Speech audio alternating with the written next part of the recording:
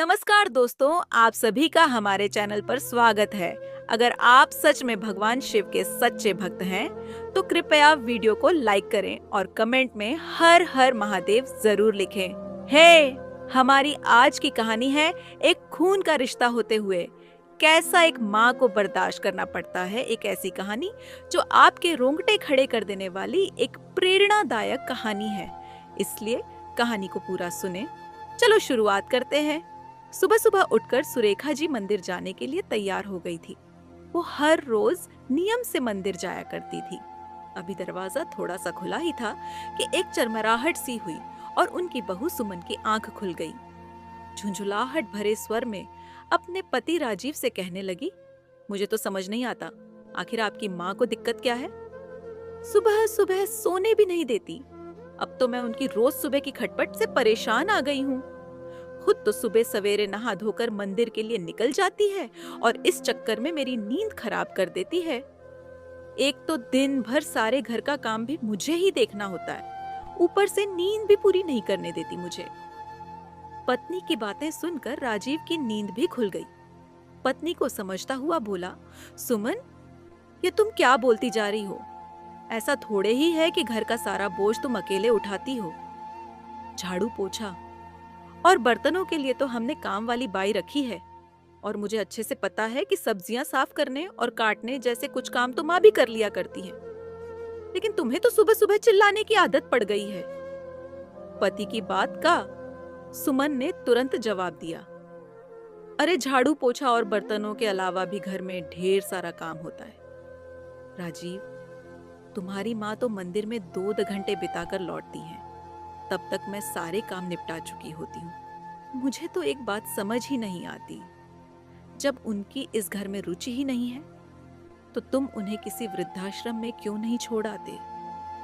वहां उनकी उम्र की सहेलियां भी मिलेंगी और शायद उन्हें वहां ज्यादा सुकून मिले। राजीव ने माथा पकड़ लिया। सुमन, मैं तुम्हें कितनी बार समझा चुका हूं कि मेरी माँ के बारे में इस तरह की बातें मत किया करो। उनकी उम्र हो चली है और अगर वह थोड़ी देर के लिए मंदिर चली जाती है तो इसमें बुरा क्या है? और वैसे भी मुझे तो समझ ही नहीं आता कि मैं तुमसे बहस करके अपना दिमाग खराब कर ही क्यों रहा हूँ। तुम्हें तो हर सुबह यही तमाशा करना है। अब बस थोड़ी देर चुप रहो और मुझे चैन से सोने दो। राजीव ने झुंझुलाहट भरे स्वर में कहा और करवट बदलकर बिस्तर पर लेट गया। सुरेखा जी जो दरवाजे के पास खड़ी थी, अपने बेटे और बहू की सारी बातचीत सुन चुकी थी। उनका दिल भारी हो गया, पर वह यह सब सुनने की आदी हो चुकी थी। उन्हें अच्छी तरह पता था कि सुमन का यह रोज का काम है। उसने घर का माहौल ऐसा बना दिया था कि वहां कोई भी सुकून से नहीं रह सकता था। इसीलिए अपने मन को थोड़ा शांत करने और कुछ पल सुकून में बिताने के लिए सुरेखा जी हर सुबह मंदिर का रुख करती थी। वहां उन्हें न केवल ईश्वर के सामने शांति मिलती थी, बल्कि घर की तनावपूर्ण हवा से भी थोड़ी राहत मिलती थी। बरसों पहले उनके पति की मृत्यु हो चुकी थी। इकलौते बेटे राजीव के अलावा उनका था ही कौन? वह उनकी शादी के 10 साल बाद अनगिनत मन्नतों और प्रार्थनाओं के बाद मिला था। मानो ईश्वर की कृपा से उनका जीवन पूर्ण हुआ हो। अगर वह अपने बेटे के साथ ना रहती तो भला कहाँ जाती? राजीव भी अपनी माँ की हर छोटी बड़ी जरूरत का पूरा ध्यान रखता था। उनका ख्याल रखने की हर संभव कोशिश करता था। राजीव और सुमन का एक प्यारा सा बेटा था, सोनू, जिससे अपनी दादी का साथ बहुत भाता था। वह अपनी दादी माँ के साथ हंसना बोलना, उनकी कहानियां सुनना और उनके साथ समय बिताना बहुत पसंद करता था। लेकिन सुमन को अपनी सास की मौजूदगी बिल्कुल नहीं सुहाती थी। जब भी सुरेखा जी अपने पोते के साथ हंसती बतियाती तो बहू की घूरती नजरें उनकी हंसी को वहीं दबा देती और वह सहम कर रह जाती। सोनू अपनी दादी से इतना अधिक प्यार करता था कि एक पल भी वह उनके बिना बिताना नहीं चाहता था। यही बात सुमन को अच्छी नहीं लगती थी। राजीव जब भी शाम को दफ्तर से लौट कर आता तो अक्सर उसके सामने एक ही रट लगाए रखती कि मैं तो तुम्हारी माँ का काम करते करते थक चुकी हूँ। तुम्हारी माँ तो दिन भर पड़े पड़े खांसती रहती है। अब मुझे इनसे छुटकारा चाहिए। सुरेखा जी हमेशा से यह चाहती थी कि उनकी बहू सुमन पर घर के काम का बोझ यथासंभव कम रहे। जब उनकी तबीयत ठीक रहती तो वह सुमन के साथ कंधे से कंधा मिलाकर काम में हाथ बटाती थी। अगर काम वाली बाई छुट्टी पर होती तो वह बिना किसी आनाकानी के बर्तन धोने से लेकर घर की अन्य जिम्मेदारियां तक संभाल लेती थी, ताकि सुमन को जरा भी परेशानी ना उठानी पड़े। उनकी कोशिश रहती ताकि सुमन को जरा भी परेशानी ना उठानी पड़े। उनकी कोशिश रहती थी कि घर का माहौल सुकून भरा रहे और बहू को कोई शिकायत का मौका न मिले। लेकिन सुमन के मन में तो जैसे सुरेखा जी को वृद्धाश्रम भेजने का ख्याल सवार हो चुका था। इस बात ने घर में हमेशा तनाव और कलह का माहौल बना रखा था। सुमन की यह जिद राजीव को बिल्कुल बर्दाश्त नहीं थी। वह अपनी माँ को वृद्धाश्रम भेजने की बात सुनकर आगबुला हो जाता था और इस मुद्दे पर उसका सुमन से बार बार विवाद हो जाया करता था। यही तनाव और झगड़े का सिलसिला उनके बीच का मुख्य कारण बन गया था। इस तरह महीनों और सालों तक यह तनावपूर्ण स्थिति चलती रही, बिना किसी समाधान के। आज सुमन के कुछ रिश्तेदार उसके घर आए हुए थे तो सुरेखा जी को उसी समय खांसी छिड़ गई। वे काफी देर जोर जोर से खांसती रही। उस समय तो सुमन ने कुछ नहीं कहा, लेकिन रात को जब राजीव घर लौटा तो सुमन ने फिर से हंगामा शुरू कर दिया और जिद ठान ली कि अब वह माँ जी को वृद्धाश्रम भेजकर ही दम लेगी। रात को जब सब लोग सो रहे थे तो राजीव पानी पीने के लिए अपने कमरे से बाहर आया। देखा तो माँ के कमरे की बत्ती चल रही थी। राजीव ने अंदर जाकर देखा तो उसकी माँ पिताजी की तस्वीर हाथ में लिए बैठी हुई थी। आंखों में नमी थी और किसी गहन सोच में गुम थी। राजीव अपनी माँ के पास जाकर उनकी गोद में सर रखकर लेट गया। क्या हुआ माँ, कोई परेशानी है? बेटा, मैं सोच रही थी कि केवल मेरी वजह से तुम दोनों में रोज क्लैश होता है। घर का वातावरण बोझिल हो चुका है। मैं तो अपनी जिंदगी जी चुकी हूँ। राजीव, अब मेरे मन में बस एक ही तमन्ना बाकी है, तुम सब एक दूसरे के साथ हंसी खुशी से रहो, प्यार और शांति के साथ जियो। ये रोज रोज की तकरार और मनमुटाव अच्छी बात नहीं है। इसलिए मैंने फैसला किया है कि तुम मुझे आशिकेश के वृद्धाश्रम में छोड़ आओ। वहां शायद मुझे कुछ सुकून मिले और तुम्हारा घर भी शांत रहे। अपनी माँ की यह बात सुनकर राजीव की आंखों में आंसू आ गए और रुआं से स्वर में बोला, लेकिन माँ, मैं जीते जी आपको अपने से अलग कैसे कर सकता हूँ? मुझे तो आप मेरी जान से भी ज्यादा प्यारी हो। आज मैं जो कुछ भी हूँ केवल आपके ही परिश्रम का फल है। मैं आपके कर्ज से कभी मुक्त नहीं हो सकता। लेकिन बेटा, इस घर का कलह भरा वातावरण मुझे भी रास नहीं आ रहा और मैं हमेशा के लिए थोड़े ही जा रही हूँ। मैं केवल कुछ ही समय के लिए वहाँ जाना चाहती हूँ। जब इस घर का वातावरण शांत हो जाएगा तो तुम मुझे वापस ले जाना। मेरी हवा पानी बदल जाएगी तो मुझे भी अच्छा लगेगा। और आजकल तो वृद्ध आश्रमों में भी अच्छी सुविधाएं दी जाती हैं। मुझे भी वहाँ अपनी उम्र के लोग मिल जाएंगे तो मेरा भी दिल लगा रहेगा। फिर आशिकेश ज्यादा दूर भी नहीं है। तुम लोगों को जब भी मेरी याद आए तो मुझसे मिलने आ जाना। राजीव अपनी माँ की बात सुनते हुए लगातार उनके चेहरे की तरफ देख रहा था। उनके चेहरे पर मुस्कुराहट थी, लेकिन उनकी आंखों में छुपा आंसुओं का सैलाब राजीव साफ साफ देख पा रहा था। हालात से विवश राजीव चुपचाप वापस अपने बिस्तर पर जाकर लेट गया। नींद तो अब उसकी आंखों से कोसों दूर जा चुकी थी। माँ की बातें उसके मन में गूंज रही थी और वह अनायास ही अतीत की यादों में खो गया।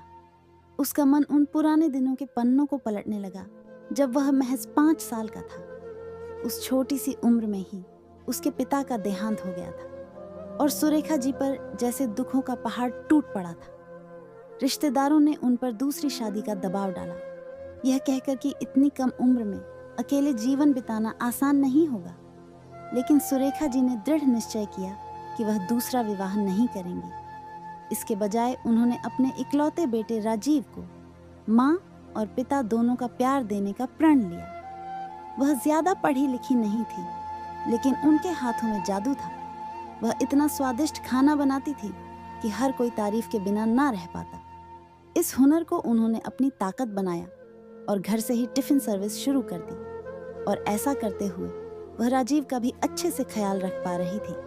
न सुबह देखी न शाम, और कड़ी मेहनत करते हुए अपने बेटे को पढ़ाया लिखाया, इस लायक बनाया कि वह आज एक सरकारी बैंक में मैनेजर के पद पर आसीन है। राजीव ने अपनी माँ सुरेखा जी के जीवन के संघर्ष को करीब से देखा था।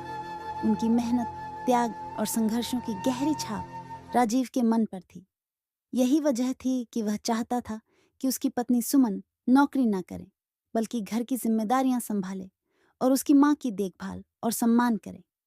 वह अपनी माँ के लिए एक शांत और सम्मानजनक जीवन चाहता था। लेकिन राजीव का यह मातृभक्ति भरा भाव सुमन को बिल्कुल रास नहीं आता था। उसे यह बात बिल्कुल पसंद नहीं थी कि राजीव अपनी माँ को इतना महत्व देता था। और जो बात सुमन को और भी ज्यादा खटकती थी, वह थी उसके बेटे सोनू का अपनी दादी के प्रति अटूट लगाव। सोनू अपनी माँ से कहीं ज्यादा अपनी दादी माँ के साथ समय बिताना पसंद करता था, उनकी बातें सुनता और उनकी गोद में सुकून पाता था। इस सब ने सुमन के मन में जलन और चिड़चिड़ापन कर दिया था। नतीजा यह हुआ कि सुमन का व्यवहार दिन ब दिन और तल्ख होता गया। वह अपनी सास सुरेखा जी पर तीखे तंज कसने लगी थी और अपने कटु शब्दों से उन्हें बार बार आहत करने लगी थी। लेकिन सुरेखा जी सहनशीलता की मूर्ति थी, परंतु अपनी बहू के मुख से कटाक्ष सुनते सुनते सुरेखा जी का अंतर्मन धीरे धीरे जवाब देने लगा था। धीरे धीरे वह अस्वस्थ रहने लगी। अक्सर खांसी करते हुए उन्हें उल्टी हो जाती थी। अब तो बहू उन्हें घिन भरी नजरों से देखने लगी थी और ठान चुकी थी कि अपनी सासू माँ को वृद्ध आश्रम भेजकर ही दम लेगी, जिसका नतीजा यह हुआ कि सुरेखा जी हार कर खुद ही वृद्धाश्रम जाने को तैयार हो गई।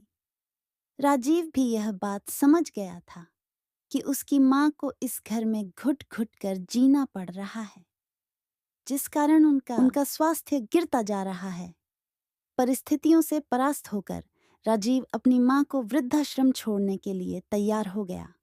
लेकिन सोनू अपनी दादी की वृद्धाश्रम जाने की बात सुनते ही तुरंत अपनी दादी से लिपट गया। मैं दादी को कहीं नहीं जाने दूंगा, दादी मेरे साथ रहेंगी। चिल्लाते हुए वह जोर जोर से रोने लगा। उसे रोता देख राजीव भी अपना दिल हारने लगा, परंतु फिर उसने अपने बेटे को समझाया, बेटा दादी को कुछ समय के लिए आराम की जरूरत है। जब कुछ समय के बाद उनकी तबीयत ठीक हो जाएगी तो हम उन्हें वहां से ले आएंगे। आखिरकार दिल पर पत्थर रखकर राजीव अपनी माँ को वृद्धाश्रम छोड़ आया। सुरेखा जी के घर से जाने के बाद राजीव और सोनू बहुत ही उदास हो गए, परंतु सुमन की खुशी का ठिकाना नहीं था। सोनू हर रोज स्कूल से आने के बाद गुमसुम सा अपनी दादी के कमरे में बैठा रहता।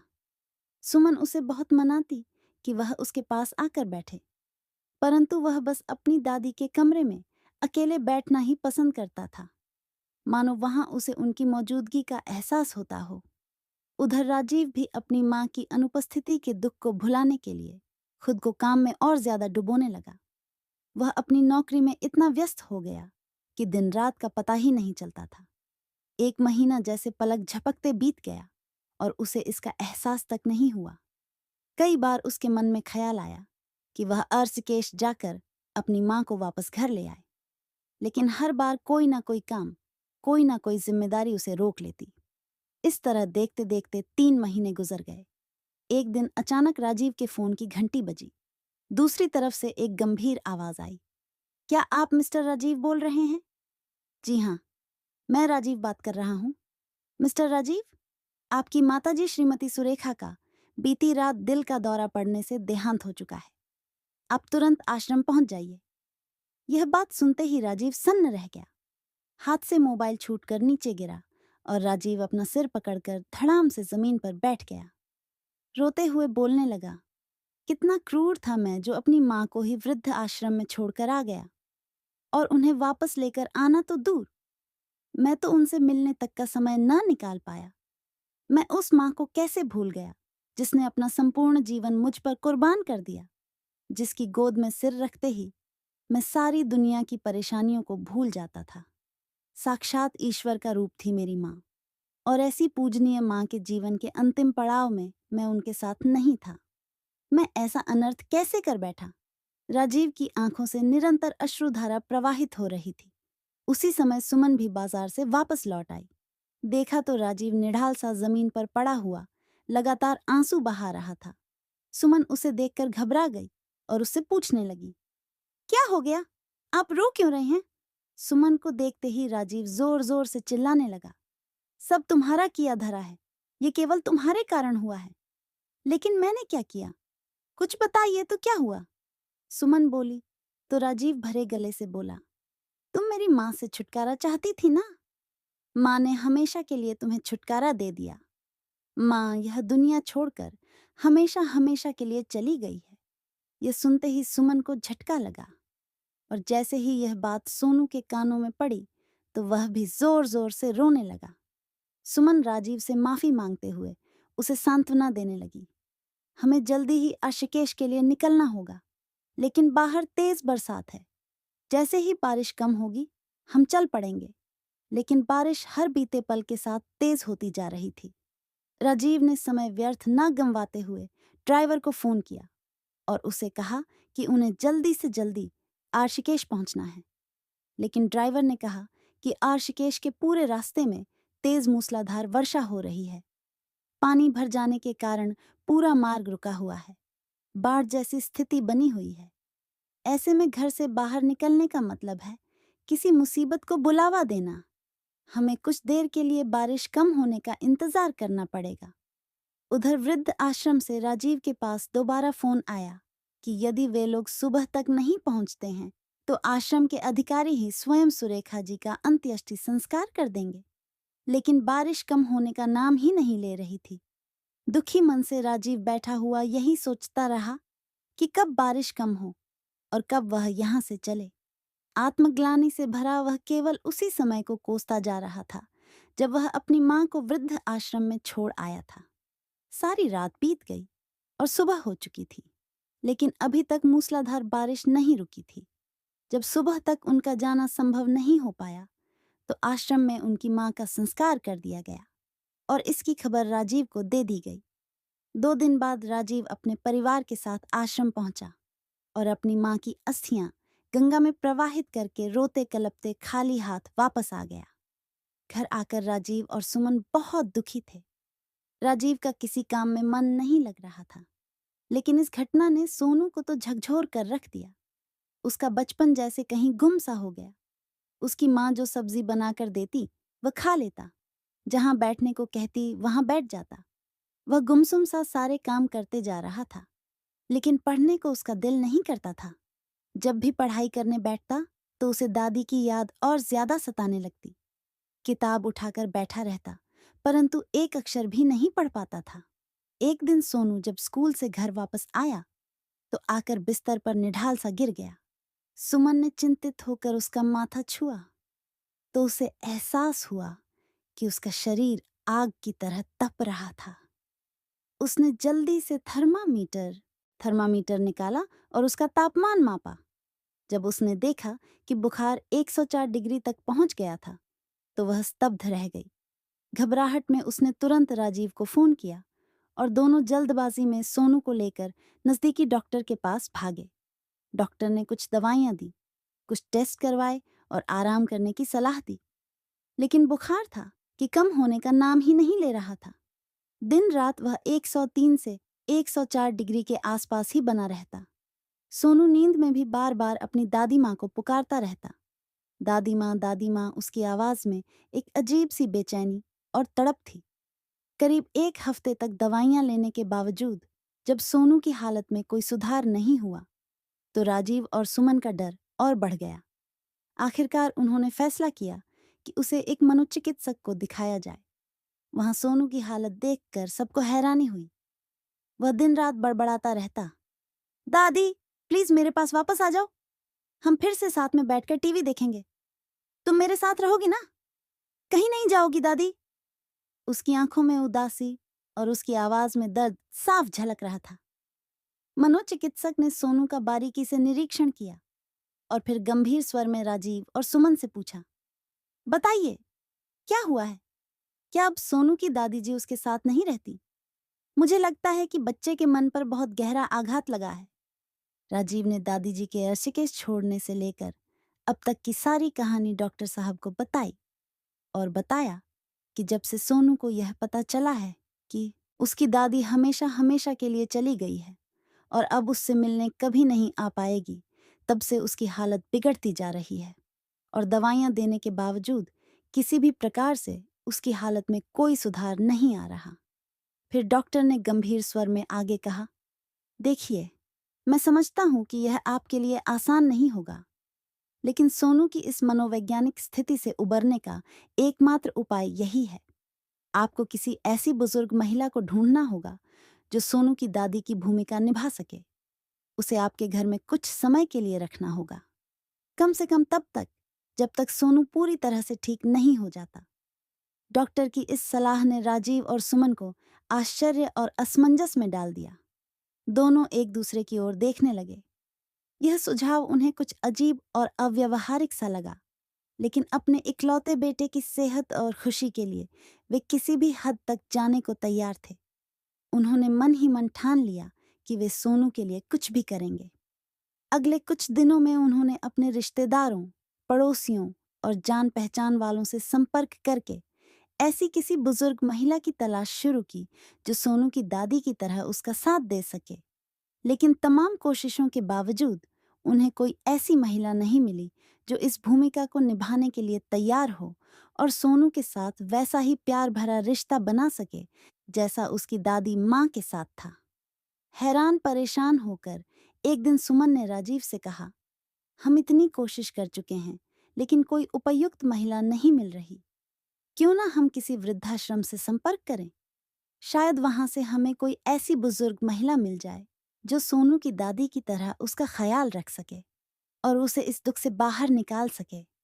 विधि का विधान तो देखिए, जो सुमन सोनू की सगी दादी को बोझ समझकर वृद्धाश्रम में छोड़कर आई थी, आज वही सुमन अपने बेटे के जीवन की खातिर किसी अन्य महिला को वृद्ध आश्रम से लाने को तैयार हो गई। डॉक्टर के सहयोग से राजीव ने दिल्ली के एक वृद्ध आश्रम के संचालकों से बात की। उन्होंने बताया कि कुछ दिन पहले ही एक वृद्धा उनके आश्रम में आई है, जिनका कोई सगा संबंधी कभी मिलने नहीं आया। कुछ समय पहले उन्हें सिर में चोट आई थी, जिस वजह से उनकी याददाश्त जा चुकी है। वह अकेली है। अगर आप इन्हें घर में रखेंगे तो आपको किसी किस्म की कोई तकलीफ या कोई असुविधा नहीं होगी। वह बहुत ही हंसमुख है। राजीव डॉक्टर साहब के साथ राधा जी से मिलने गया, जो कि दादी बन रही हैं।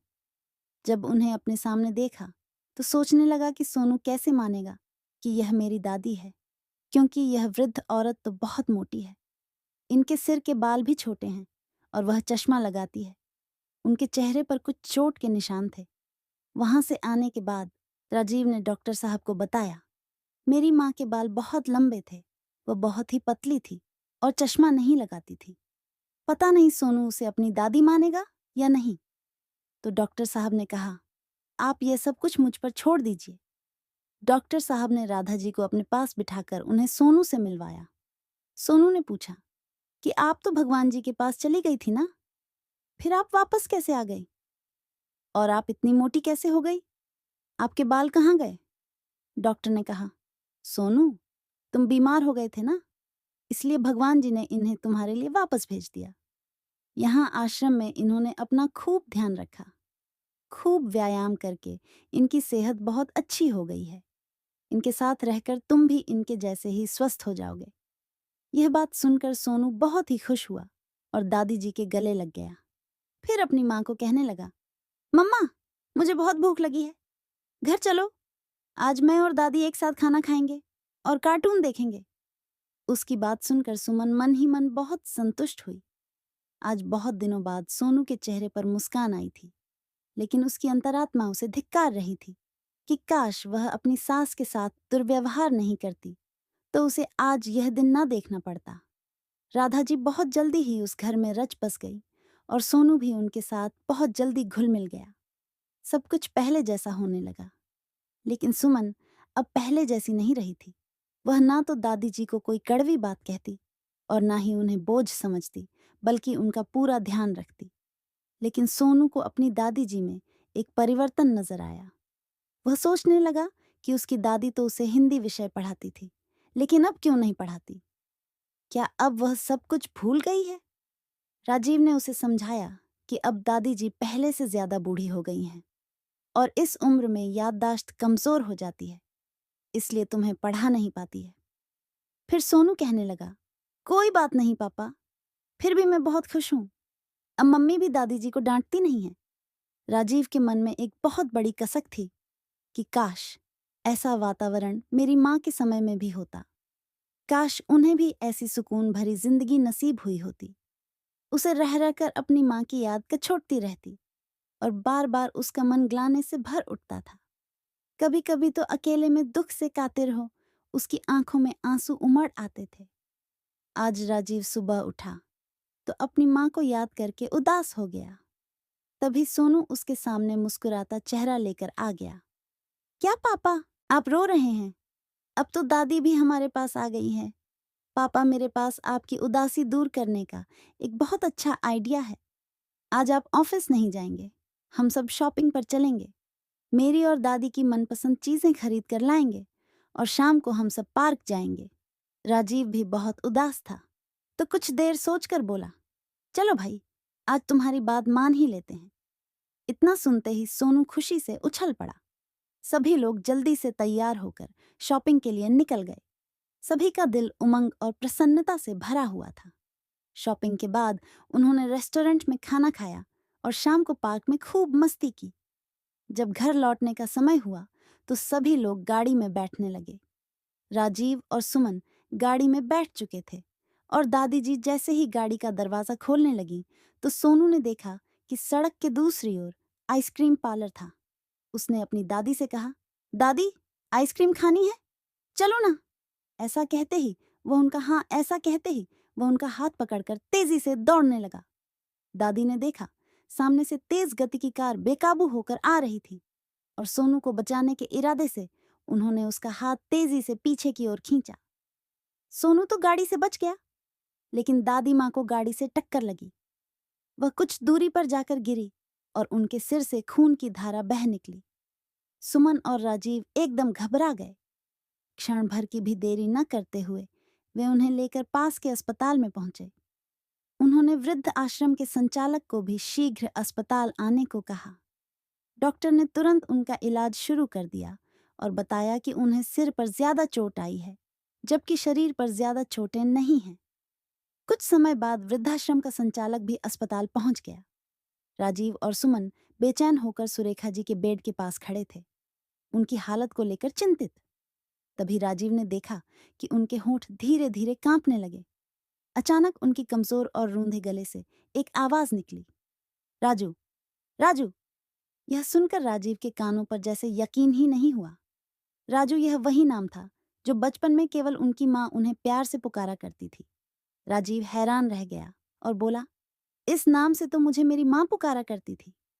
वृद्ध आश्रम का संचालक भी यह बात सुनकर अचंभित रह गया, लेकिन थोड़ी देर में ही वह सारा मसला समझ गया और बोला कि कुछ समय पहले इन माताजी का एक्सीडेंट हो गया था। उनके सिर पर गंभीर चोट आई थी जिससे उनकी स्मृति चली गई थी।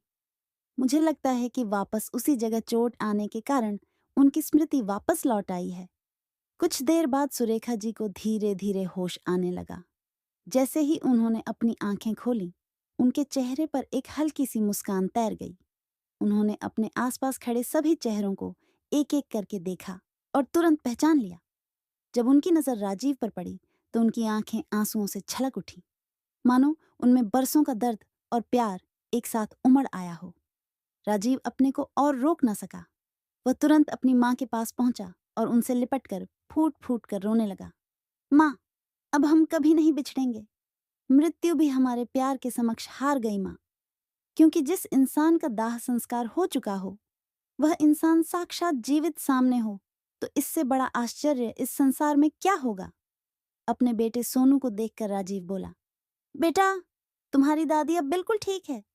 सोनू यह सुनकर खुशी के मारे उछल पड़ा और बोला, सॉरी दादी, मेरी वजह से आपको इतनी सारी चोट लग गई। मैं आगे से ऐसा कभी नहीं करूंगा।